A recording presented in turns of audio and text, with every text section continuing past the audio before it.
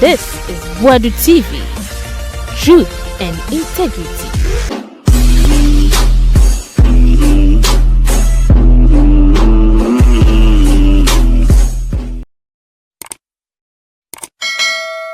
Attorney General, on Crabedia.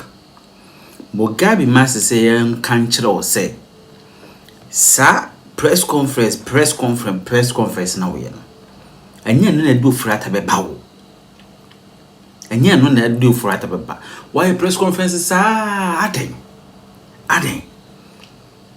Eki come on, Papa, so for Atta high good lawyers.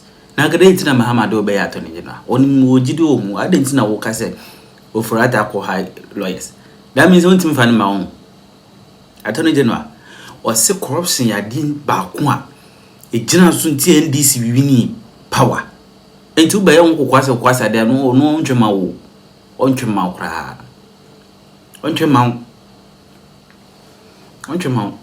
You who say committee, your friend say constitutional review committee or more submission near my way bang. I say presidency near trim for 5 years. Yeah, send me believer. But Mugabe Maase the room. Accountability series in this Attorney General why 3 times. Why more than Ubia? Yan person that be a Casa says, near Gronesi, not 4 years, and so near who way. You perceive who action. You perceive Attorney General. Court to them one, and your Casa, and a year Jumon. Sa winning now, I'm waiting me the court no say who, would to me the Atiabre. Kufia Pado de Atiagbe, Ofori Atta, Atiabre, Bessin, last week, Kubaka say, Ofori Atta, baby, a corner, Yako high experience lawyers. But details I was about catching a gun of was a Yakofa experience, Ofori Atta, Kofa experience lawyers. What about say, Wakofa experience lawyers, Diana the day. And then a gun of fire party. Dear, yes, we so no Kofa experience lawyers, is it kind of where we are, and we've been when you're there, Kofa lawyers. About 4 weeks, cash will come how. Campaign idea about power no corruption no number 1. My yada bia say ya ne abekan kai da bia say ya ne abekan kai da bia say ya Dominic ya ne no na Ghana for every you. Ye be say we say man for you busy.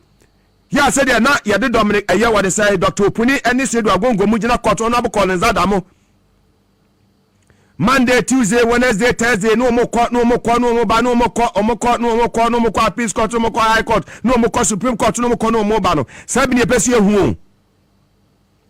You would your 2 air finance minister. You would your 2 finance minister. You near at forcing in opposition. Sending a man a yard doma ka MPP for Komujeli at forcing. Yenim. MPP before we know mudi agura say sika no ate say wo ukuna make sure say ni tin what here free so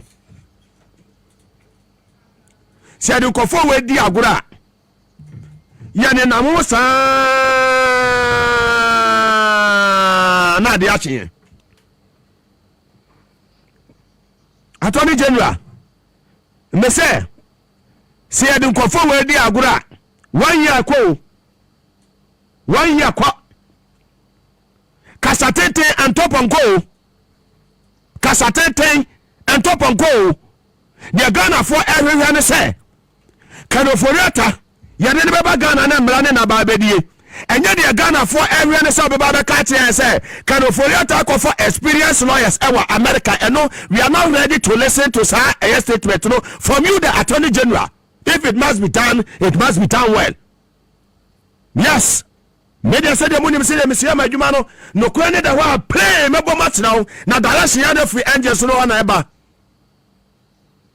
Slow, go slow near too much. Mr. Ofori cash. Panugu Dam. Over $12 million US a ways. Ya to a year foundation kwa our PDS Akufo-Addo time President Akufo-Addo say waka omojeji amanfo sika over 8 months sika na for America however ye bi ne nya NY every mo ye niam wode kania ye tumi di bua Akufo-Addo that useless president ne ba ye ne pen so PDS in Ghana ye huri say sika no Hess must rule let's shake the foundation Attorney General da bia yabaya press yabaya meet the press there be accountability series work 3 times your own way. We want to see action, Attorney General. My very good brother, my good friend, Attorney General. We want to see action, not talk. Talk no ya too much. Kasa take top on call, Attorney General. We want to see action. Kwafona awi cash no kwafona awi abaya sase atoto abaya sase cheap no. Umatoto abaya sase o cantonment na boni any other prime areas no. We want to see action. Said na say okujo toka ya no. Ora no. Sa ora anu dwumadie no sa anya dwuma ya forget it. Yes. Ora no.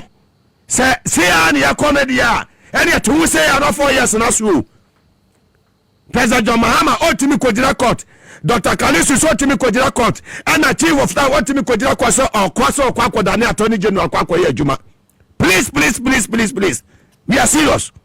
Ghana for ehwe. Ghana for NDC. Ghana for bio money free NDC. Sakata session proya no ya ku ana ena ya dai ho aba asa chaskara bi ni abo national services sam yes we mobile refinance kase we mobile refinance kase anya no ne ya campaign mutie ni yo atankuli ga Mugabe Maase me na me kasa no mutie mi yo anya no ne ya campaign ekwofo na awika no mo da so na ma bontena wo mu nam ya afanyo markets mo wo mu nam no mo to ayampia e wombra se beje fie ono go to Ghana Water, go to ECG containers no sam akosi sai Attorney General Ghanaians want to know container ho ECG containers no sam akosi sai. Power to the people. Me say me I will continue to shake the foundation. John Mahama awase ya bwana John Mahama succeed amanfo ya adwuma wo to tama oil fund will be the 8 years ago will be ababuna or what ni 30s onya 40 years ekura mo ho ekwani mo and the combat nya de obetimenya more than 48 years babunu we etime akwa tama oil fund say make say tama oil fund asate ye adwuma ni atenwo sa ka kofado beton to for 22 million US dollars. I take it babuni 7 months. I'm what to menya for 21 million US dollars. Yakoya anasi ya buy. Asamo ho. Inti akoni say ya na da bia accountability series. Ni abetna say na the area ni abaka nwasa match Ghana for me nya no na me party ebiem. Accountability series no Attorney General anya nkwa ne create ma ho enya we mu na da bia party e na chama wontumi Kofi Akpalo anya no ye pe be hu de ekwaso okoto. Power to the people. Ya besi hu de ekwaso okoto. Kasa ne ya too much.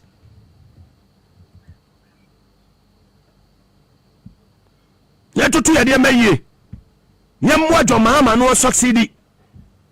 Dabia se accountability series ne de aba.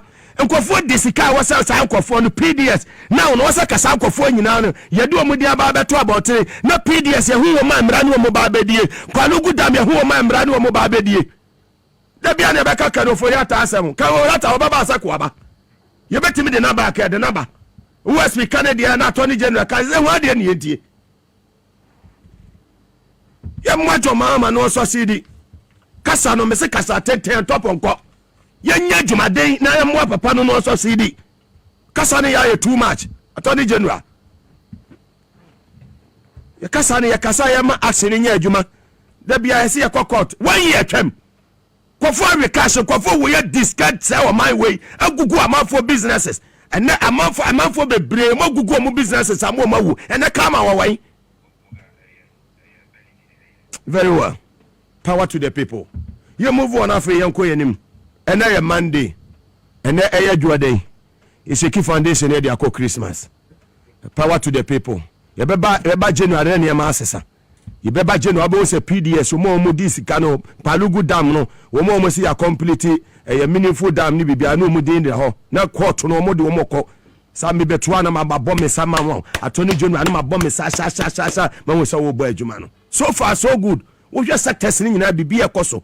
Ba me say people for injili wo mo disika no mra ni omundi eno kwa de na makoma to meyem se jomama ba bia waye se de odi sidi ya ba betuoi na mo boayefo ayo roso boayefo chance boayefo ye ne ye wo Christmas 22nd wo redwema wo bie di dwa kama obia ka jomama waya ade jomama toto ne meye won sa na membo no fine wo bia no scandal so far so good no scandal ponti bien hwa efi bi e de fi bia de atare no ho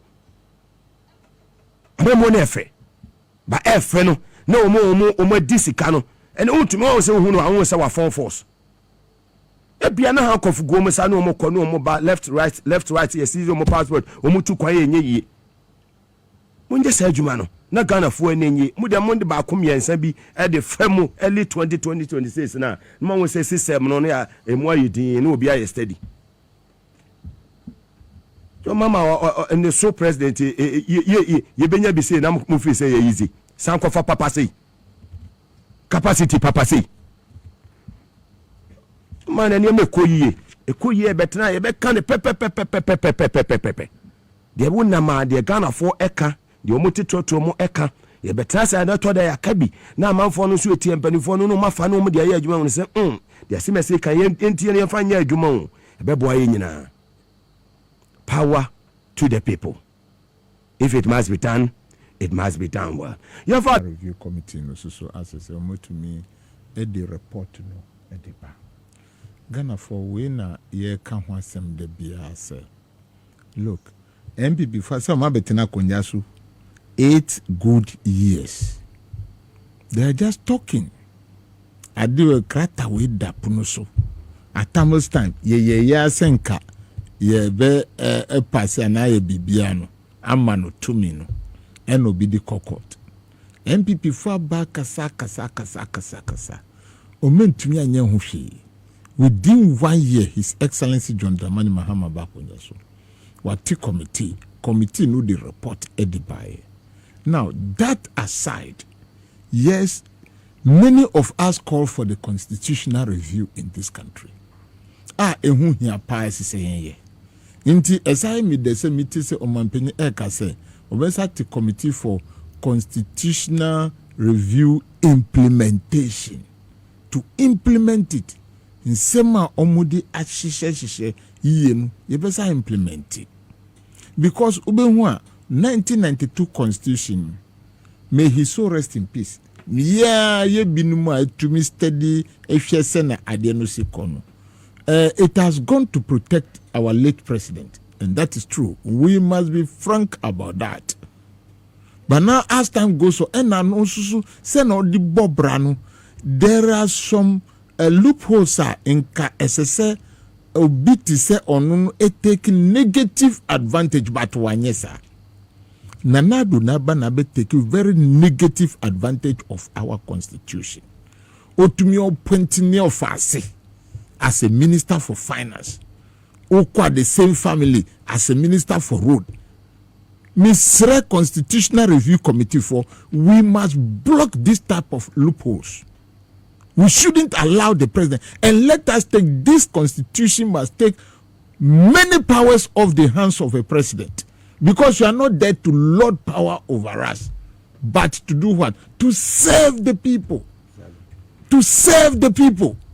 It is a constitution no etumi ma otumi se ubetumi aye biara na obedani Nebukadnezar ewo yesu ti se nanado ye and that is very bad. We must watch critical things, issues that will give service to the people. No? Let us strengthen those laws, strengthen the such issues as service provision, health, road, water, electricity. Because cheap energy is the base for what? Industrialization. And we need clean water, environment. Na enkoba se time bia na president wo power so be appointi or appointi sa ko appointi ni mother-in-law sana de ni nyina say they should take, the constitution must block that. The constitution must block that. Baby mama for na umo bia position. Na ko ti say uba power there na nipan mu kwa na wodi omoto ho fine. That aside, yes, that aside no obra ben na mabo wakunja no so. Those are the questions we should be asking. Because who be someone asked at that time, they will tell you it is in the constitution. Yes, it is in the constitution, but must you abuse it? Must you abuse the constitution in the country that the unemployed youth numbers no increase and na unkwa appoint you a bushel for no? What does that tells you as an educated person?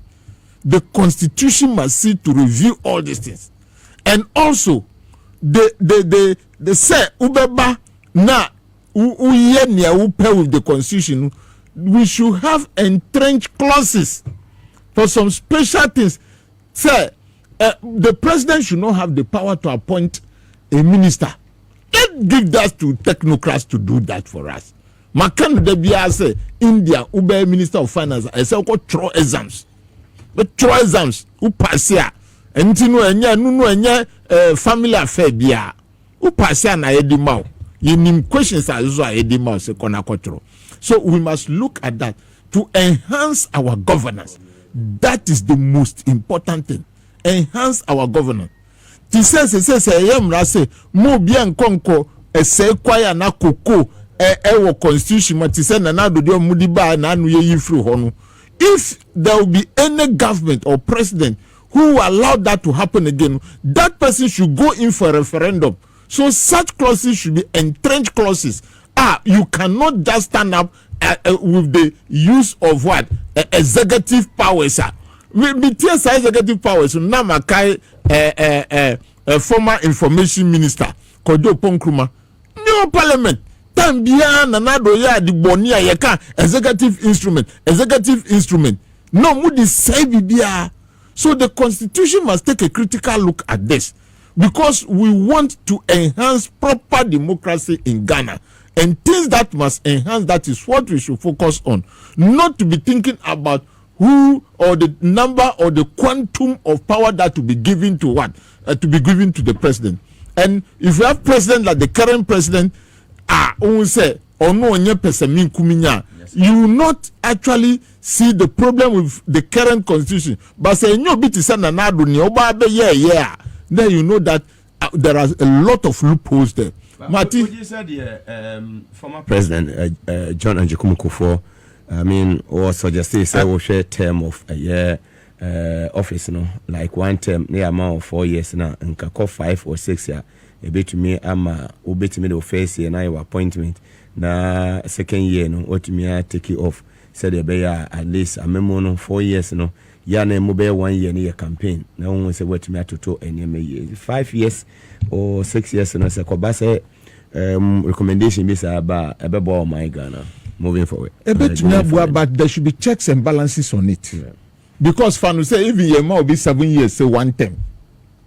Your man will 7 years, say one term. And now Osha said to send another day, minor bra. The checks and balances are made, can say there should be at a point in time. Now you stopping the constitution should stop that person not to be abusing the citizens of this country. That is the check and balances. Citizens can to me pick signatures. If we got it fairly done, then that president must move out of. Yes, we should just use and now yanko yes or no. It is not campaign for election. Papa will bra or bonu ebia ni charges ni.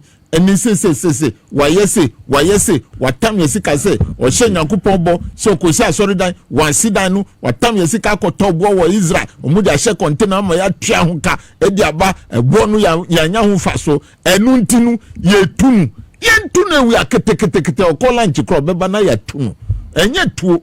Those are the things that will make us but that's feel. not constitution. Me say omo fan shame say yeah constitutional review. Yeah, so that it model the presidency or the presidents of this country. Powers too much for the president. No. With all due respect to His Excellency, the presidents of Ghana have too much powers given to them by the Constitution. Do you get me right? Given to them by the Constitution. And I'm looking at you say, Nanado using those too much powers to abuse us. Nipa for Kromha, Nipa wanti. And the constitution was just sitting down, giving this power to the president to be abusing it. So this constitutional review, we must make sure that the law does not, or the constitution does not abuse Ghanaians. Senior, the current one, SCTA. So to me, sorry, president, I appoint to be. Yes, yen penny panu, 80 MPs, I can say yen penny panu, usumpini. Who give you that order? Those are the things that we want to see changed in the constitution. And the number of years kranu senka obiba kranka ye no se uba ebia 9 years, but enususunu se nipa no abuse, it will be difficult, even though I'm talking about checks and balances. Inka 1 term 7 years, 1 term 8 kofie, so that there will be no campaign again. Unim say campaign SSK. Now we campaign, now billboards, now we say me will campaign team, we say minimum, we say member. Yeah, more 5 now, ban 1 year, send your palm now. And no Mika say, so that election will be 1, no 2 terms, there say 2 terms, 8 years. And yes, sir, Fanu say, we term no, a year the year for 1 or 2, it will term year 8. But we put checks and balances on you. Say we are. My dear, you say be a constitutional review no recommendation be a say term no yenyan be a 10 years. Nancy ko say twana ya san yeden. Asa aka ho nyesa na ba. Thank you very much, papa. Now we nya ba we head and koto baby. Yeah, head and koto ba baby. Yeah, head andako ya t-shirt from Boadu. Billboards ni nyina nko. And you say we should resource the basis. And what I would like us to do again, and he said we should have the law that finance political parties. Exactly. Political party financing. One who say my eba say, yeah. No so political party. And you get me now. But onisika inti onam anuma kune na onam na na do chino di contract. A contract no susu na we ntumi antua. Mate palun culture owo krom ha. Yes low. Owo krom ha. You see, so when the government or the constitution made it possible for the political parties to be financed, then we will have that edge or authority or power to investigate your sources of what income or revenue for the campaigning. Yeah. Because then we stop this abuse of government agencies. Contract, say ECG. President John Dramani Mama, boy Juma, and ni Attorney General Kopiemo, Jubilee House Accountability Series. Yeah, and ye can chama on to me asem, na yes I can, and yeah, Kofi Apollo asem. What out of my minium ho, and for among any contractors I would do. Yamo Musha say, Mama Yaj maybe and Master say, or Musaka or more Akatia. I want some what Jenny saying over to you. Yo, Mugabe Maase, and Mrs. Tabakun, Caroline Agbunto, or Michelle Campos, your Chalpa. Very well. Merry Christmas. Merry Christmas. Wish you a Merry Christmas. Wish you a Merry Christmas. Jerry, I think I tell you that governance is what we are looking for as Ghanaians. And it is this governance that will give respite to the citizens of this country, for them to feel that, yes, they are part and citizens of this country. And I think what is going on right now is good. When we say, yen appointees omampeni ama ejumase yenye, we should learn from what is happening. Kofi Akpalu, Enawuntumi, we should learn from it. When we say, yes, His Excellency John Dramani Mahama, any Prof. Nana Jenopokwa Jima Ashase, about to me as a chairman of economic management team, or to me inflation, Ediba, they say inflation cries 6% ana 6.3%. And na Bema wako economic school, Obanu wanko ya mami de, onu de wanko, or their brofuni mathematics, and or the yejuma. And obi be dada also your economist. Obe so inflation musa had the 54%. When people for the year tremo, mude mun ko tasimu na mun ko fa ba omi anfambra. Ye tremo pa. Ye tremo na ebe ma mu muaye. just say sana MPP for ye di nanado be dada ye sa ama nanado abe gu obi adwuma musa ko dada ye se mu di baomia di bre even though I don't know but onu na ye mu se na mu kan ye mu nyama no na munko fa no bra etiefo ade ba ko amehwe baomia ha me ni se baomia se teacher to me ka kire ye ma se uko ti se ye ko competition bi ewo ana quiz ewo Japan and a Japanese government aye the grant ato ho grant no or the 1,000 interchanges e de ato ho sika pudo be say $1 billion na gina ho na Ghana card so ewo ho no baomia se ye ba no ko oko Japan on this quiz competition no ohu 1,000 interchanges no money here no onko yi Ghana card. That is the teacher we have in Baomia. Wachere enkoda say ye di 1,000 interchanges to hwa ena Ghana card aye catch us say ne hin na opa o si kofa Ghana card. That is the person MPP4 say nye tremodin pa no ubetumi afa nipa say onye candidate no ombra be gina mwenim na muda da Ghana for na ye ntu abama no. That aside, you see the time we're talking now ye ka say o wuntumi ena amuzi o e wuntumi anya boni bia amanfo di nachi na ese say how many million crown no musi wakoji ni millions ebuabu anu no e ko 24 million eye sika wajia ye di bonu kwedu ena palu susu nu waji be say 3 million Ghana cedis nu ye di bonu kwedu. Inti ye wechire asa that time ye kanu ya ye boni ana ye kanu kra chire Ghana for that the way things are going Exim Banker His Excellency John Dramani Mahama etiye in the first term no ye sika wo mu no wontumi koji sika wo hose okodo abru no amba but you enye se abru no amba keke omutumi twa video ewo social media di kire abrafum. So this is the type of government we've had, a very abusive government.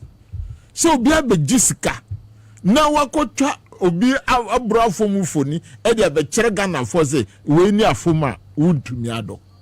Today the charges are coming. Even if it will take 1,000 years, the charges or the court going will continue. And these are some of the things ye can wasem na na do aba ndi amboaye because minia misi bisa who say 63 billion Ghana cedis, no 630 billion, please anya 630 billion Ghana cedis na na do eye busia wa bono ehun adwuma na mpuntuo na ewo he enu mpuntuo na na no say wo tie me with all due respect to you, you are our former president. Na sasika mu giye no ni humpuntuo no ewo he se ye kai kwan no wo he se usuma 10,000 kilometers of road kai say even from Accra Osu area baby amiti and Castle edi koboku kra no 100,000 kilometers inte kwan wo he. These are the questions we are asking. Now we are not doing politics because if the hospitals are cry musi senkamu we ya enkodanu benye juma suku dan mwansi mu kono na mu ji teacher for bebre e dia 200 any His Excellency Consul mu ji teacher for bebre suku dan mwansi.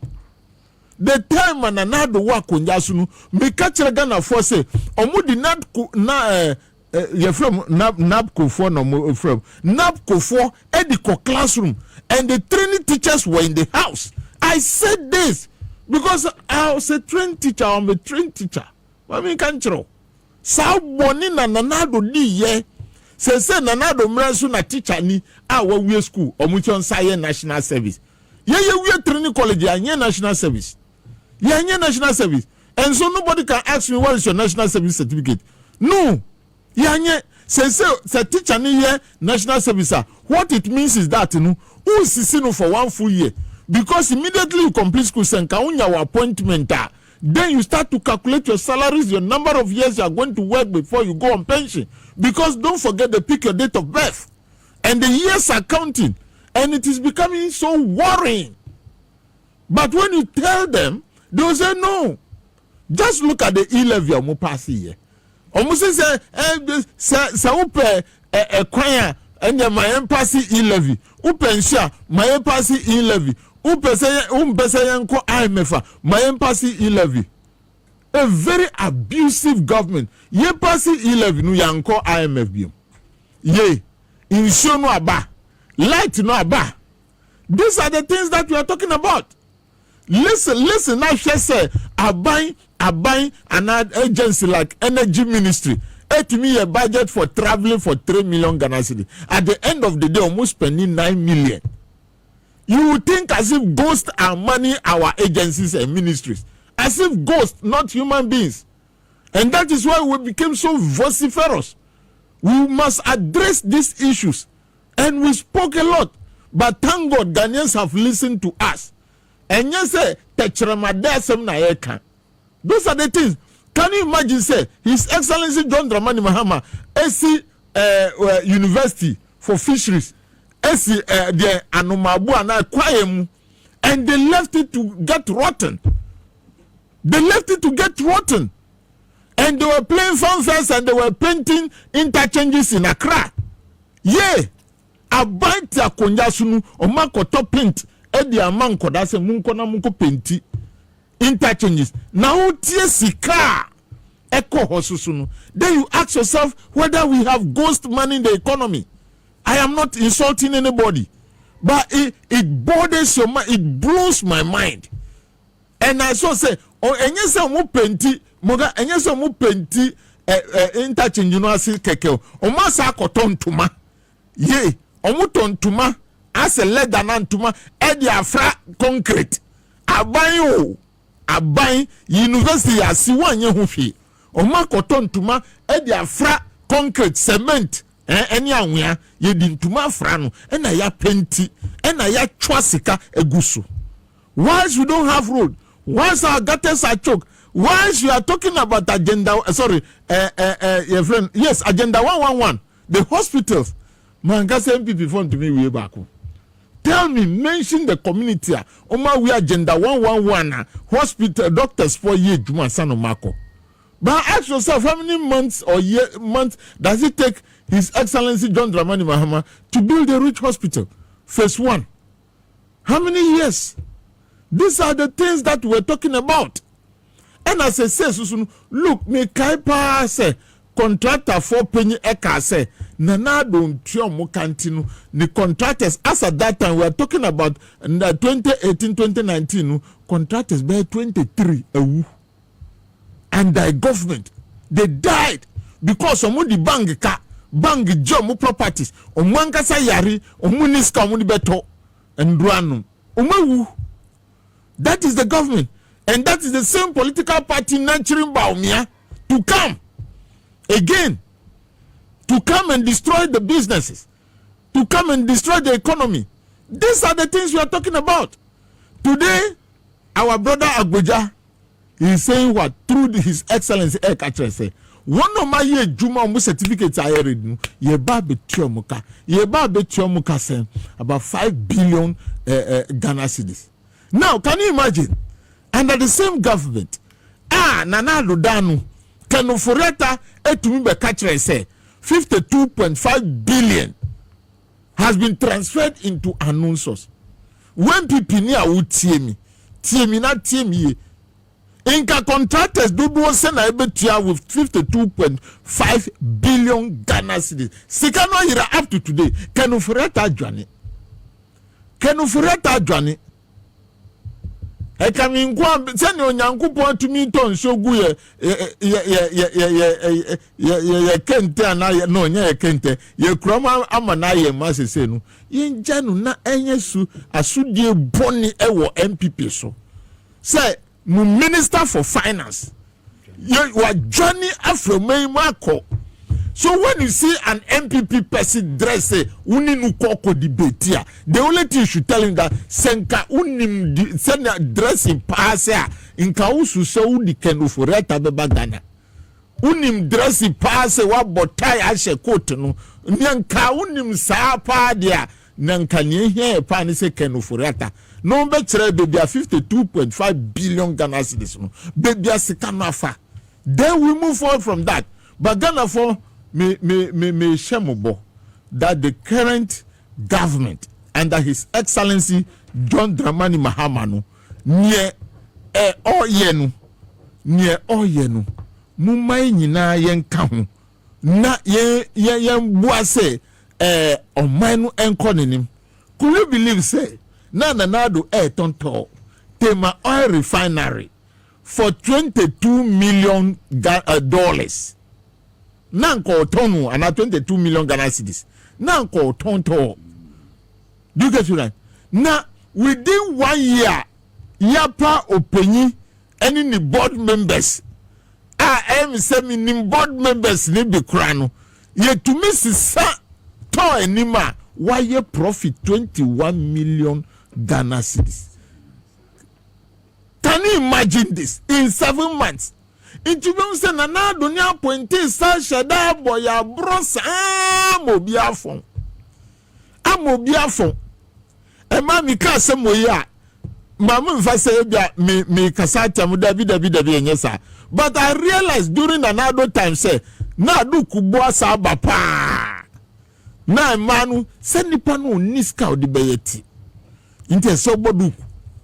Se nu don't say first na a friend of Jericho's na enwinu na oil nu na yiram sa because at least the city is stable, at least city nu anya hundi ena nekra uhia se nu to na gasa nu okita be 1,200 staff aye tuomuka tio enya se ye ko jilon tuomuka ye tuomuka ejuma nu tuomuka. Can you imagine this?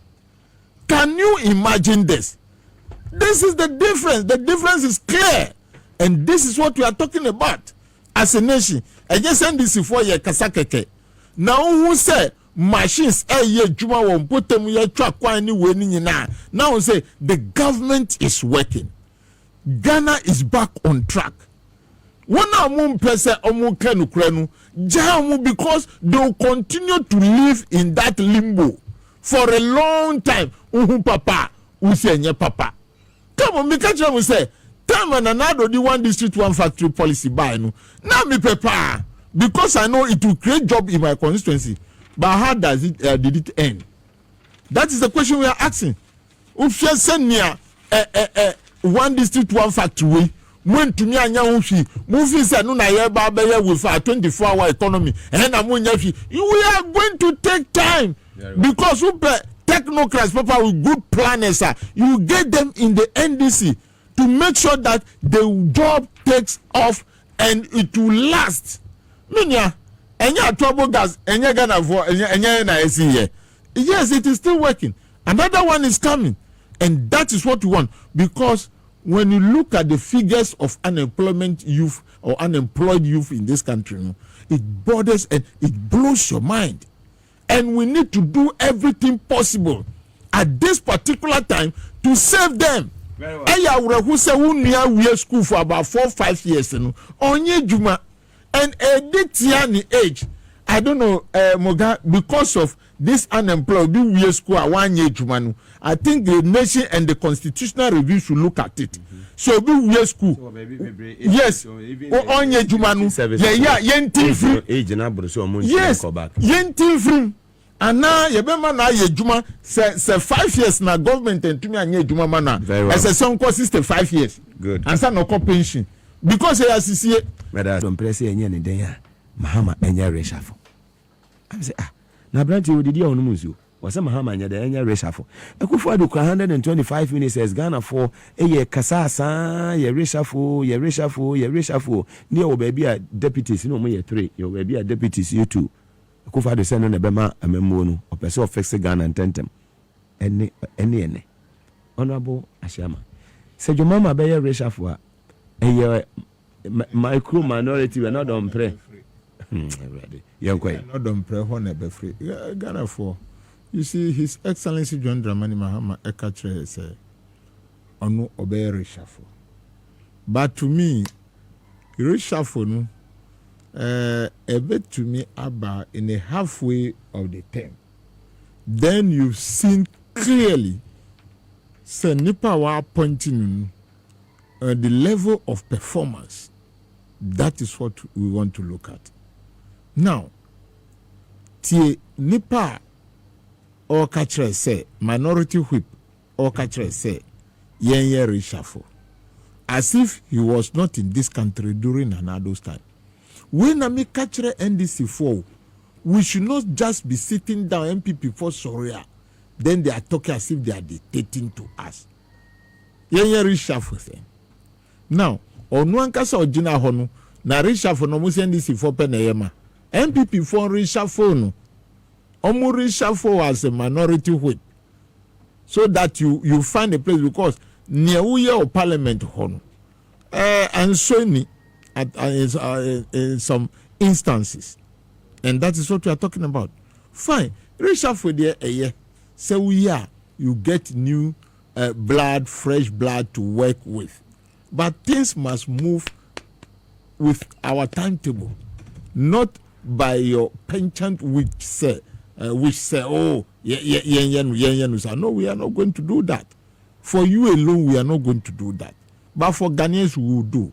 But we have a timetable that can provide the performance of a particular appointee before he or she could be what? Reshuffled. Inti Ghana for Omukasa Amuntie, and you ask yourself, Adentina another pre on Kasanfa economy. Na reshuffle hu ne hia no.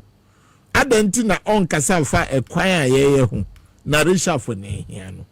Adentina on kasa emfa tall debt no and tall anka muton. But now we should do reshuffle. What will be the impact of reshuffle when we don't actually have money? Senya mwa bo manika muti homo amujina homo tumika sase sa mutumi tena kwama adisi apprentice ka 77 billion the man anado who anodon pre one kasa anodon pre one kasa 77 ya kakra musi ye boa one kasa. And these are the problems that we have. And I'm catching MPP for say, look, let me tell you, from my free heart, no, nipa mpenyufo mudi mwenim, they always deceive you, the followers. That is the modus operandi of MPP. They will deceive you. Oto se muda da kwa busu kwa no musa di ashe trimu. Inti amase ususu se na besu abrofu no kwa no emfa ho, because who will be to say another umbrella be catch you. And that is not governance. And so let your leaders they never tell you the truth. And that is the problem that we have. So NDC, led by His Excellency John Dramani Mahama, we will have our what? Reshuffle when the time comes. But not by the call of another pressure, reshuffle. We are working and making sure, say, in Niama Akosuye. Another brought to me beside say, I don't know who SHS for say, Mukita, in chance say, Mupe Diane Adi. Matriti Ghana SHS in Koda, to say slaves. That is how you've treated them. There was no food to eat. Nipa mama mu appointee say to me tonight say want to me and catch and now say reshuffle the buffer stock boss no. You couldn't tell him. And as that time they now we brought for now working Kanu Nyandru, so I don't know. I am not here to insult you though. But I'm just finding out. Because some to me tonight say mu say mu ye lawyers and now dear mo school mu to me tonight say ma transfer ama mo bi appointment transfer scam no sem fa hwe ye nkoda no kra ekom di omu a omu su kra mu fa ho nipa na tena sisa kodru se nanado awie anodon pre honorable wa hu so wenti na ye ni mu ho adaje no Say Sambia Mubekano, we have to juxtapose it to what you've just done in a year and decide whether we should listen to you or will not listen to you.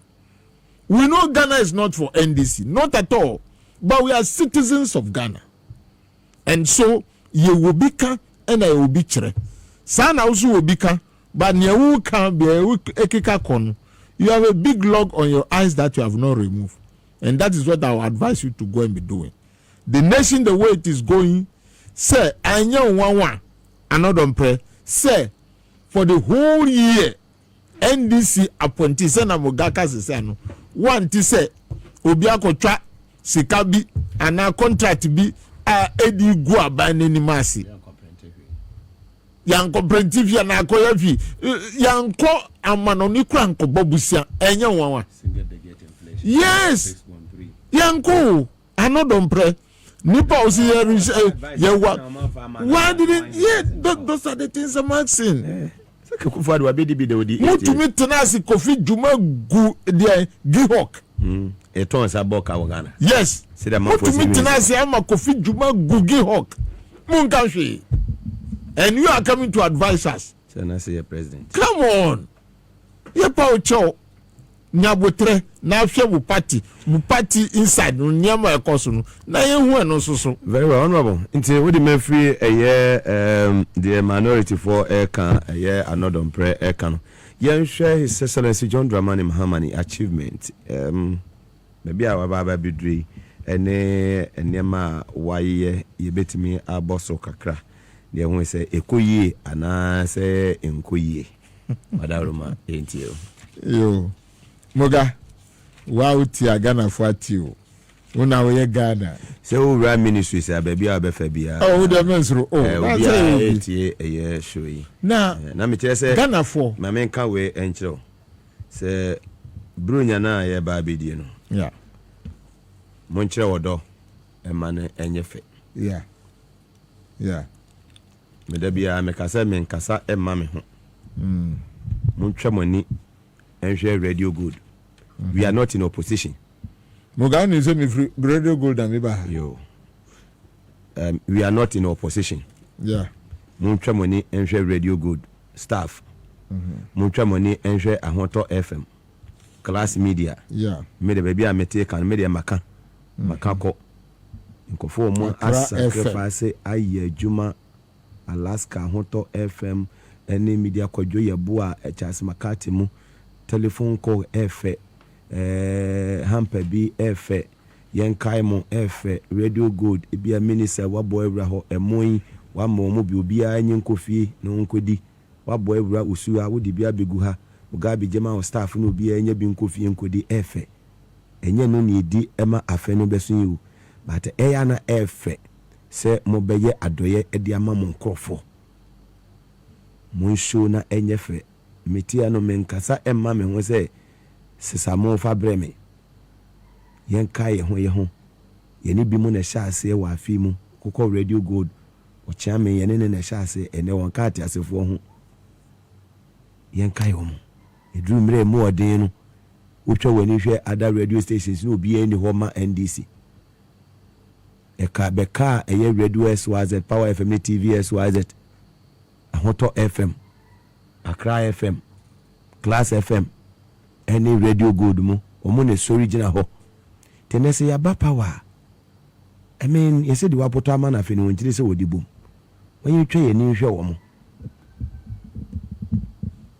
me de ne kan den no me na metemeka we humble appeal me twa ye ni nhwe wo mo munye mane nya fe minim se moye batafi de ye wo power munye na nya fe dodo na motivate wo mo munye mane nya fe mumane enye fe telephone call keke munye mane nya fe appointees munye mane nya fe food soldiers no mun reach out to them the grassroots mun reach out to them je kakra koto akoko je kakra fato mun wo fie kwasi pokumu ajia bariwiamo ajia ya wo eye madina yi miaminu ya ba akomapa mun reach out to them sakura mo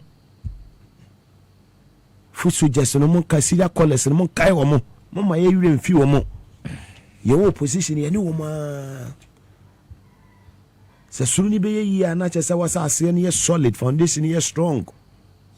Let's reach out to our food soldiers, the grassroots, the ministers, the CEOs, government appointees. Let's reach out to our own people. Mama maye momo say filiti said you mother so opposition. And ye buy enche menu ada bi. Ye buy ache enya 1 year. Ache Mesra mu. Mumma wo mu fili brunyan. Me de mekasa mo bia. Mumo mu fili brunyan. Ko bunya no si edi. E ma ne ye fe. Thank you. Mugabe kwa misu me di kakra be mo. Why? Me say me kwa me di kakra so be mo. Thank you. You see, mo ye wodo ma ne ye fe se ya. Naka me wi. Emu antobag staff obi e kwa Nukre na nukre. si o me si o kakra me so miti hu eminya ye nie obi anfa bag ba konko fie tina paka ho wonu abusuafo mu nkodi hye nipa no nkran anye se ebia mo ni nipa no ntimi nto but I mean motivation ben na wo de kai sa nkofo no brunyen wona wo yede ne wo ma ne bedi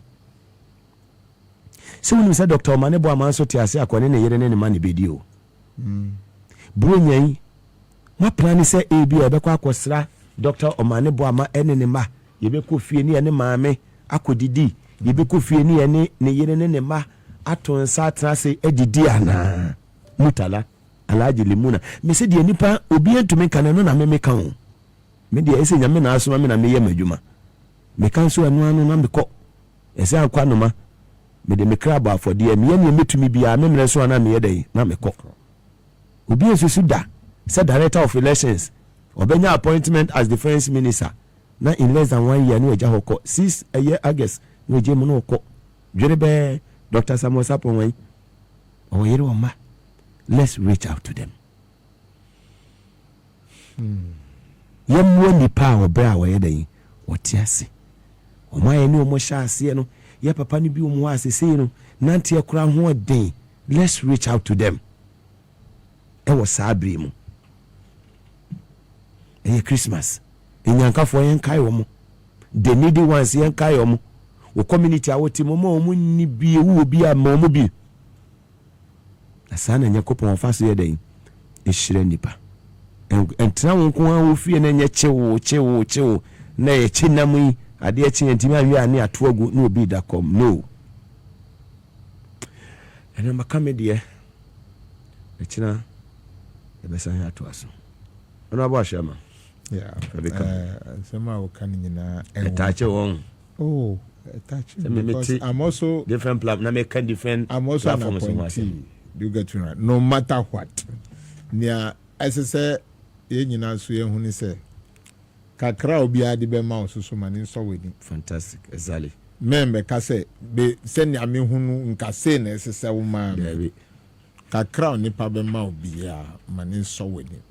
Na abom paima na nipa no se afie besa ba 2026 no onyam brusa nti that one too is a key. Look mon kanu kumase look ma Joanna CPC mon kanu Noga. So we've started the year on a very good note as NDC new government. Nye di shase kra any year sikasem. Because we are about 732 billion na nanado ejaye no na ye binu kra dream say what are we going to do to survive when people for ne afenyuma no mu user we are going to see movie say ya grow we are going to see.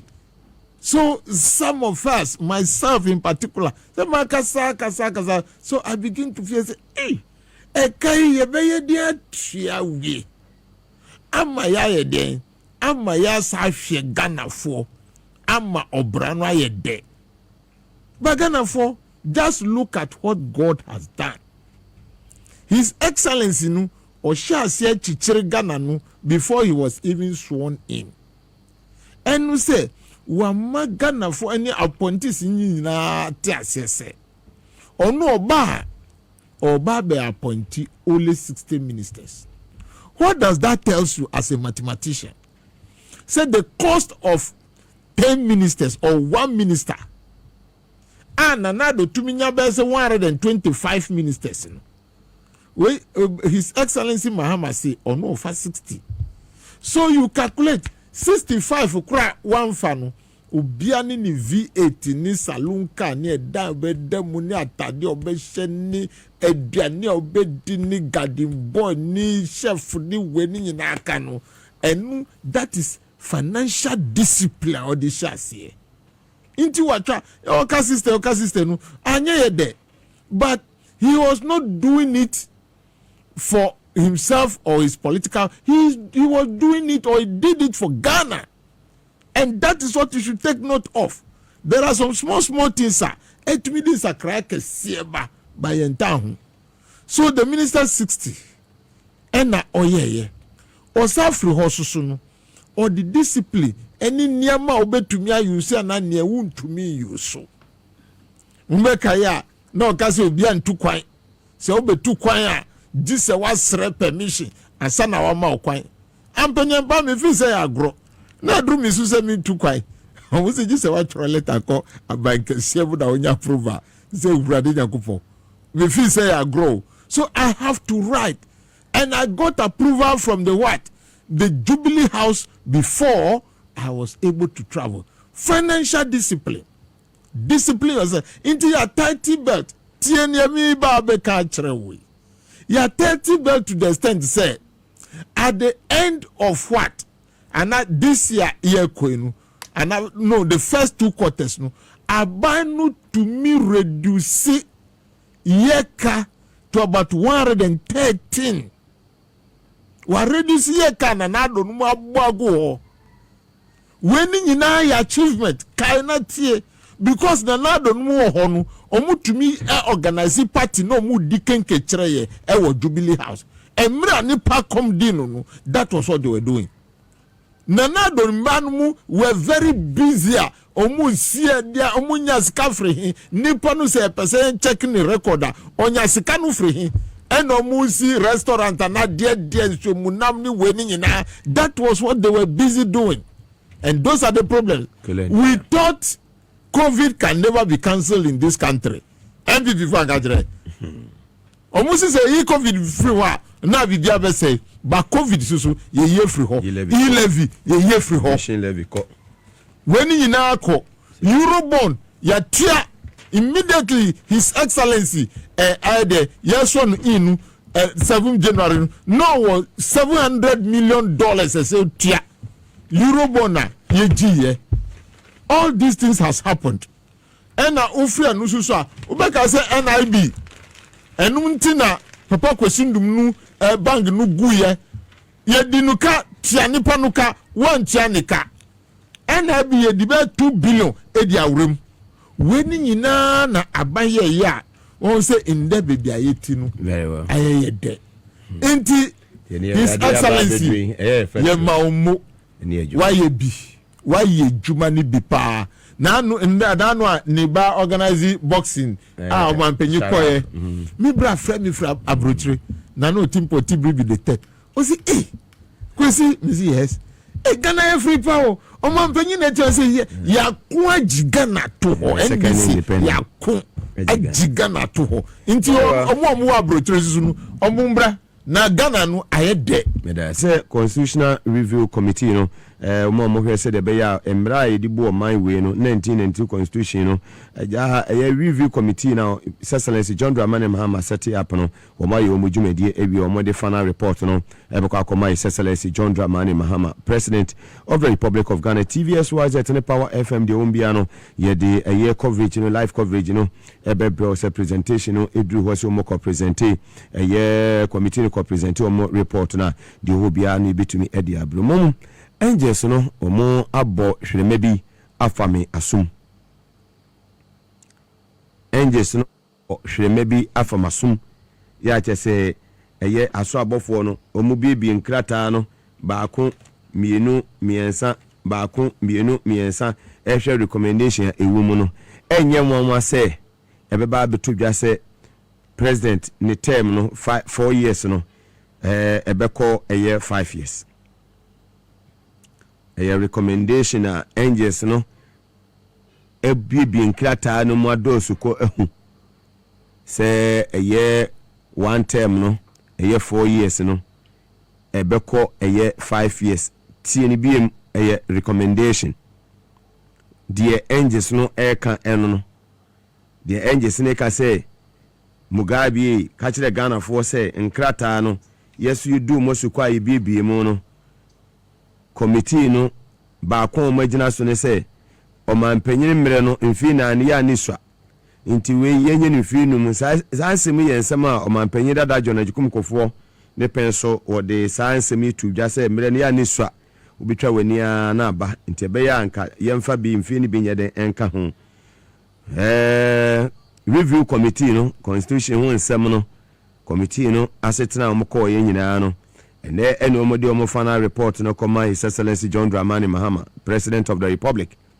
Na the angels no ebo ewuramu omohu ene ye kan kire wo no se ye beda be sori ana se be kwa present report na ma His Excellency John Dramani Mahama no enye nwanwa se ye beti omo se presidential term no ye nyimfiri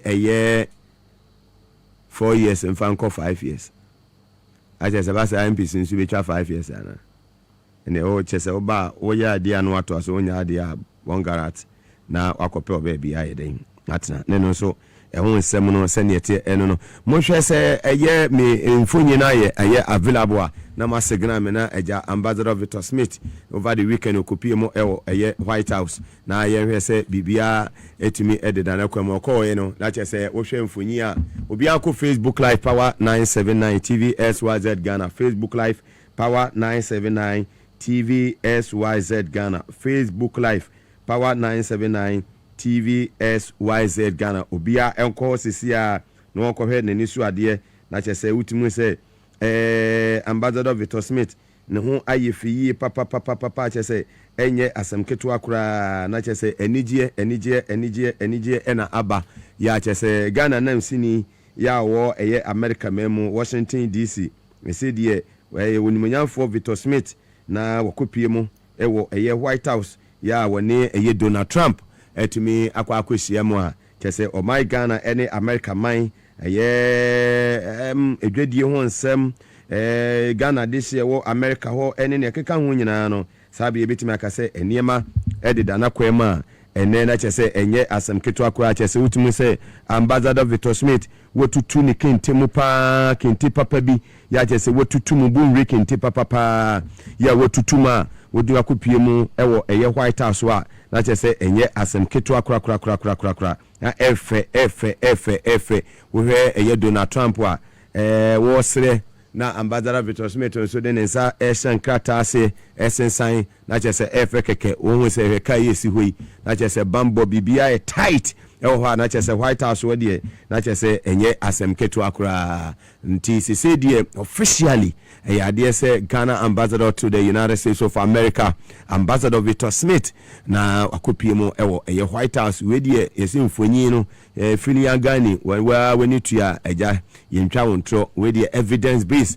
eno ena eda ho na chese efe kama chese mrofo mu deposit man yefe wo chese otimu se ceremonial day so mu kekasi mu dia jajaja White House wo de obo akra Donald Trump Jutu ate na we too much na Ambassador Victor Smith ono performance dada na fans so ase bi kwan amano ene se ne oje fans ya na oje fans ya wo se na Donald Trump say hey sababa we de ka cha se hia ke no Ofori Atta wa Ghana on fan mre esrew Ambassador Victor Smith momfa ewone Donald Trump mfonyi no kwanto so sesi a mama we na so mame yesrew Ambassador Victor Smith utie program wa America mem yesrew kachire papa yi wugina wonche Donald Trump say hia ke no Ofori Atta omfa ne mre Ghana na ha no free ha ne ewo no ye pese o meyi nsem bia no ema ye nyade ebe mia no ye nya ne hwe ye mia no wudu me yi nsema no nye dem man na se wubu o man wi a we finance minister wi a say time for accountability ani se wudwane kwasi obi ma so sa o man na wo akọ dwane akọtena won se ne ko mo chekere o man no ko mo finance minister o mu wi America man edi nsamfo te se de wodi a wadwane akọsha America na nka wonya se akuro mo entina nti ambassador Victor Smith ye de se o pese o kase kire Nyankopon akasa kire mframa we de wono ani gina won chei papa won su de du tira e kata asese ene proye nti wonya ka kire nsi wom obeye adwuma na ye den e de amaye nti wadawroma bo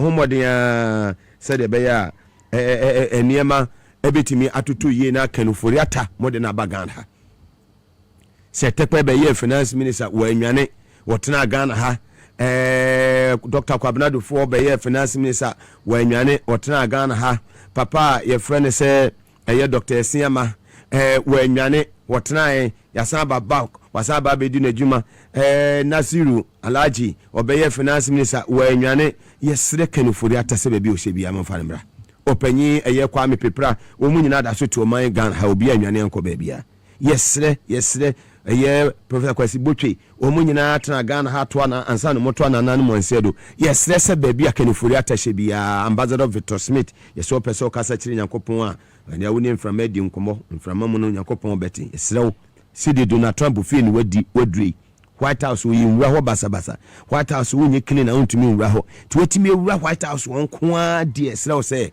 ba bia eye Ofori Atta wo bia ye hia no ana jail no so mu be jail ani ma jail ni ntem attorney general nya da bia na da bia yebeti press conference mon court no na mo adwuma ne ten de Ghana fo hwe ne se chama wontumi court abuanefo ye de na kotum emfi aduana emfi aduesia de Ghana fo hwe no so optimi kwaje eye sika Exim Bank se me de kwa akodo afu no wa no afu ne sika do so po millions of dollars ne ba akofo na ehye ne butum eni say ye o minesa nti is a press conference enye da bia na be press conference action ni su court ho yes ye tribunal court e bada ben yes chief justice tribunal court no attorney general e bada ben wo mo madi o man we sika amamo no de efe jomama amamo no efe na nya ne fe no e na Ghana fo wo mo hwekekeu the Ghana for everyone say we campaign on corruption kata asese ene proye sa corruption na ye de campaign ye no sa corruption no and wo say nipa bi emra no ene wo mudi wo ma wi o man we sika wo kwambone so PDS o man panyin da kofo na nsia oni delay twetwe nkomo ka PDS asem aye di yetehwe Kwalugu dam akwakosi sai enye da bia na be chama wontumi ye pese hu other areas no de ekọ attorney general enem office wo why wo aye accountability series update no enye se ye chama wontumi ene Ofori Atta nko a corruption cases na edoso nkofo we wo ma lutu o man we ntumu che ne memna Ghana for entiase last week ye take Ofori Atta di ene asaba beti chama wontumi ene Kofi Akpolo ya te abre action ne pese ye adwuma attorney general enye dimbo ene da bia accountability series enye no ne ewe nkofo di o man we yawu nkofo di o man we sika attorney general me say accountability series no kasa na ya too much mo man nkofo ma di sika no yehu nipa sa Kofi Akpalo ni we dey say Ofori Atta anyway mu no ya to omudi na bre PDS pese hu de ekoso o mo matoto aban sa se pese hu de ekoso yes ba bia direction o man no ye pese akọ no e wo se akọ